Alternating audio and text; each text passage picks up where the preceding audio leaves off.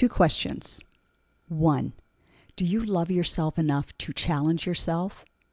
And 2, have you ever noticed that the things that you're most proud of in life probably weren't easy? Maybe it was the relationship that you worked hard at from commitment and love, or the long hours you put into earning your degree, or maybe it's the business that you built. Maybe you're proud of the weight you lost and you kept off for quite a while, or a habit that you're finally feeling consistent with. Most of the things that add value in our lives are things that stretch us, and yet somewhere along the way, we have started to link self-love with comfort.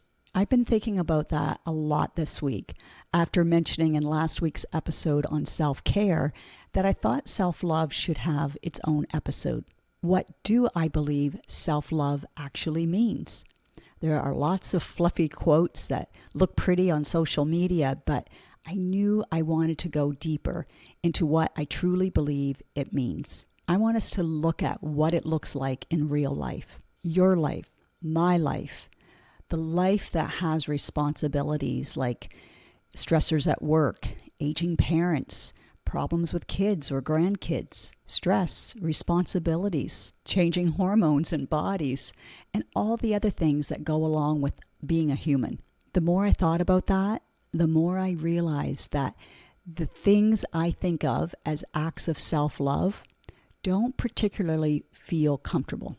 Sometimes it means having a heart-to-heart, a real conversation with yourself about something or some things that you've been avoiding. I know I often resist rest, even though I know that's a necessary component of self-love. Sometimes it looks like asking for help, getting coaching, or accepting a challenge that you know will benefit you in the future. That's where today's question comes from.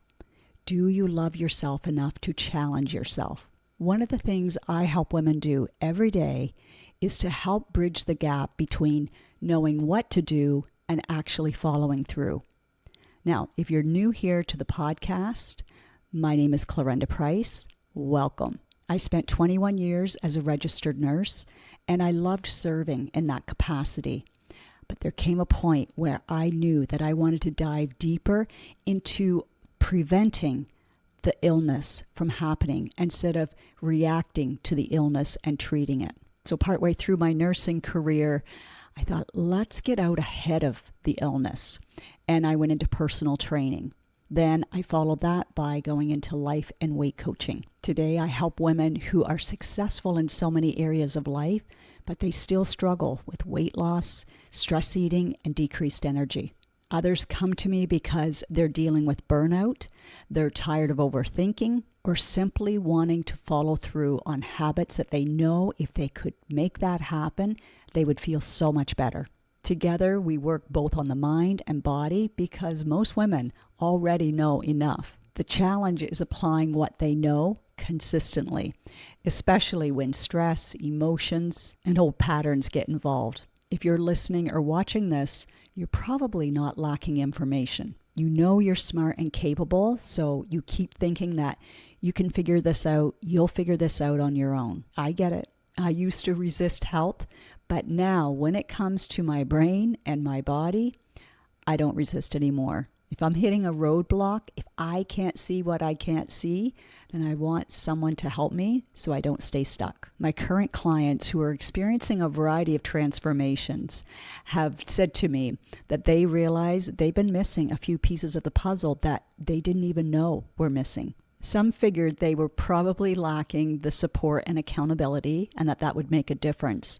But what has really blew their minds is the power of having a coach who can see what they can't see, who has the ability to see the patterns that are keeping them stuck. And many of those patterns show up in the conversation that they're having with themselves. Self-love begins with knowing yourself, not the version you're showing to the world, your real self, your true, authentic self, the one who knows what drains her and what lights her up, what she's avoiding, as well as what matters the most to her.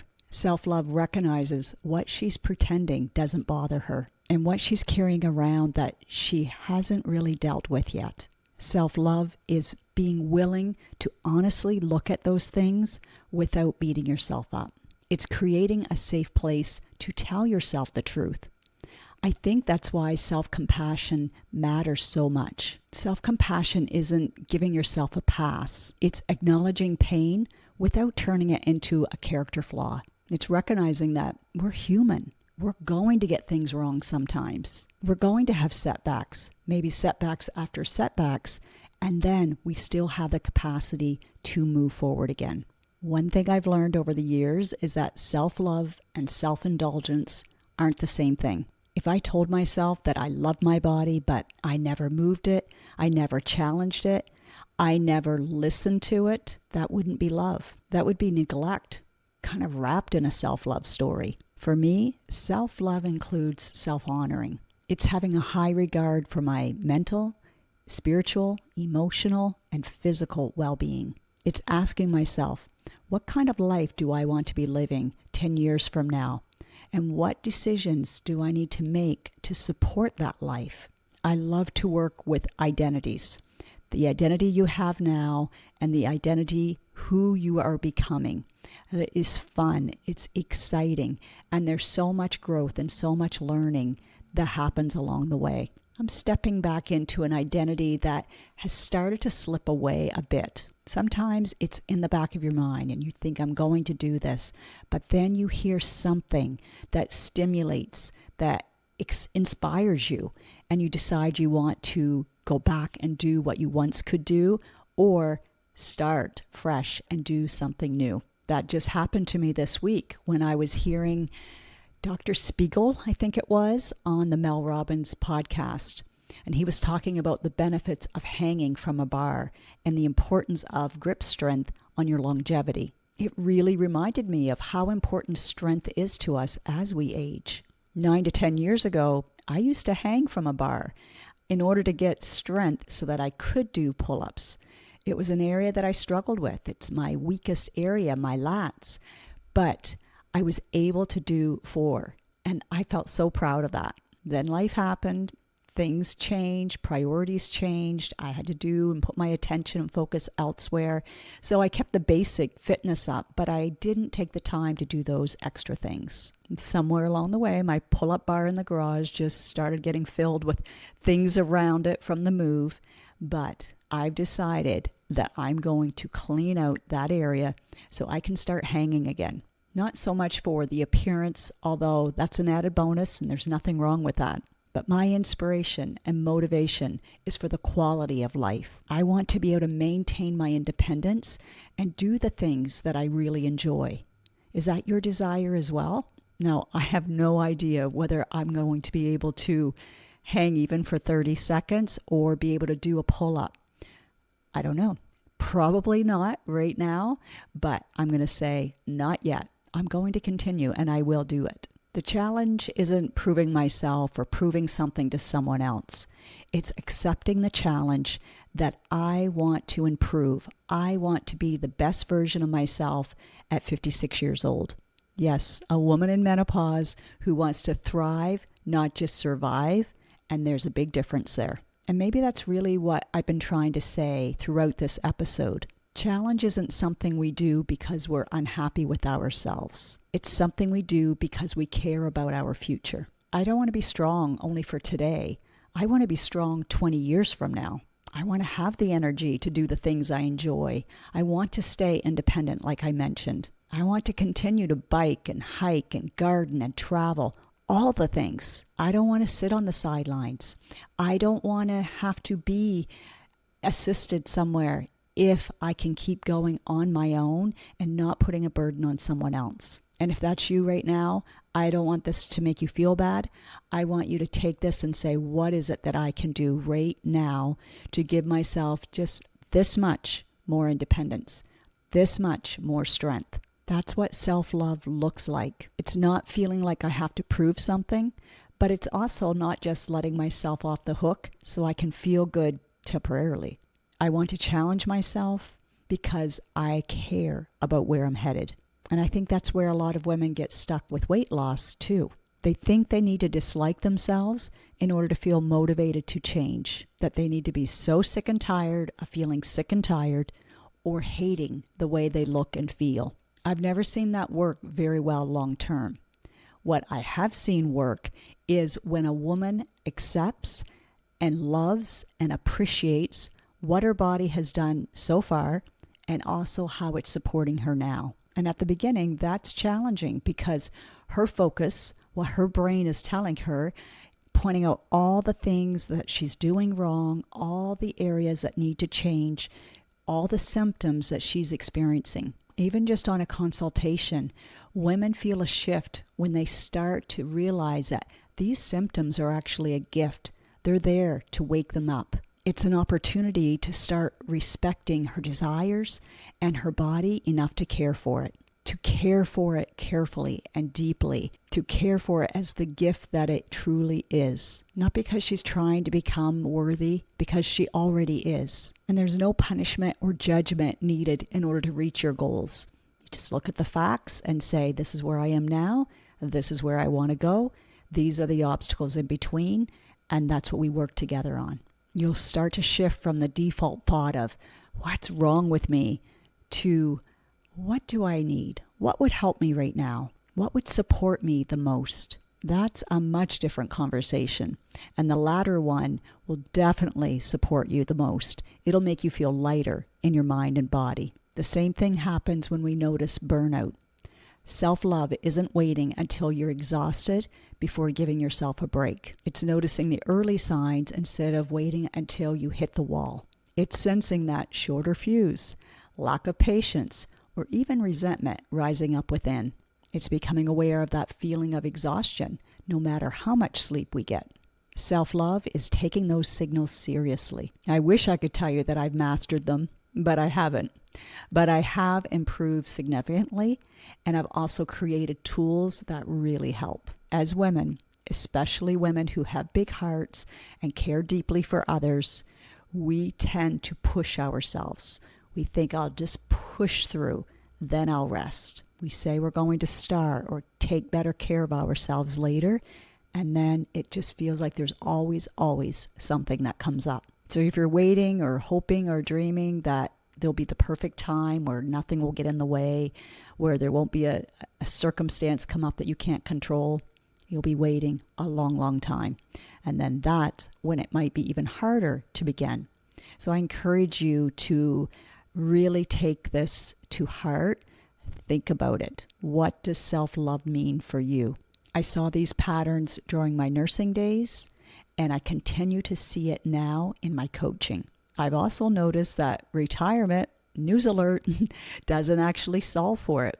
I have clients who thought, once I retire, that's when I'll settle. That's when I'll get this done. And then they say they're busier now than they ever were. I've watched women leave careers, go into retirement, and then immediately jump into just exhausting themselves with doing things that they love and light themselves up, but just so many things. Could be volunteering, over volunteering in both community or church, or being exhausted from taking on a big role with the grandchildren. Those are things that are wonderful and great to do as long as you're balancing, as long as you're keeping your cup full and your health is taken care of so that you can maintain the energy. So know that the scenario, the circumstance may change, but the habits are still there. That default mode is still there until you do the work on it. Which brings me back to challenge.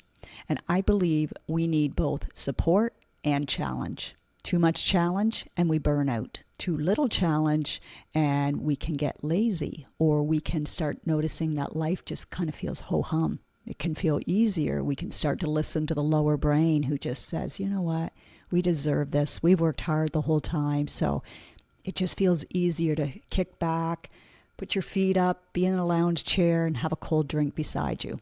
And again, that's part of life and that's part of balance. But balance that out with what else are you challenging yourself with? Without a challenge, we stop growing and we don't discover what we're capable of. We miss out on the great feeling when we surprise ourselves. So self-love is the balance. It's finding the balance between support and challenge. I like to include both in my life, at all times. Support encourages me when I find things difficult in life, and challenge calls me forward when I know I'm capable of more. Before we finish, I'd love to leave you with a simple rewiring exercise. Tomorrow morning, think about one challenge that you'll likely face. Then ask yourself, what will I gain by moving forward through it instead of avoiding it? Not what you'll lose, what you'll gain. Maybe it's confidence, momentum, self-respect, or peace of mind. Give your brain something meaningful to move toward. I found that helps for me. It helps me think about where I'm going more than what I'm trying to avoid. And then at the end of the day, acknowledge one thing at least that you're proud of and why. You feel proud because you showed up for it. Didn't have to be perfect. You rose to the challenge. Maybe you stayed calm during a stressful or heated conversation. Maybe you decided to go for a walk or deadhead flowers. That's my thing. Instead of just opening up the fridge or wandering through the pantry. These add up as micro wins. So notice them and celebrate them. Because self-love isn't just about the big wins.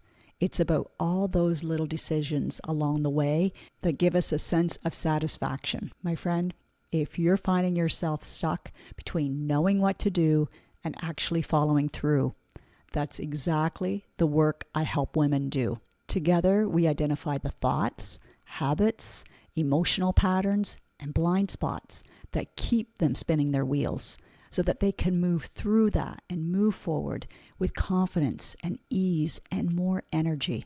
If you'd like to explore what that would look like for you, just book a 20-minute consult. It's free. I'll drop the link in the show notes so you can choose a time that works best for you. No pressure, just a conversation that's going to help you get more clarity. You'll leave feeling better than when you arrived because you'll know your very next step. Whether that's us working together or you working and doing something else, I'd love for you to leave having made a decision to make a change in your life for the better. Everyone deserves to live the healthiest life that they can. We only get one life here on earth. I want to help as many as possible maximize that. I work both privately, one-on-one, as well as in a group coaching setting. There's benefits to both, and quite a few. Actually, I take 10 people that do both at the same time. So you can imagine having 2 people, myself and you, working on your goals. Someone who's going to believe in you, someone who's going to show up every week with you so that you can get out of any funk that you're in quicker than you can imagine and back in the game. So that's it for today. Until next time, remember to love yourself enough to challenge yourself.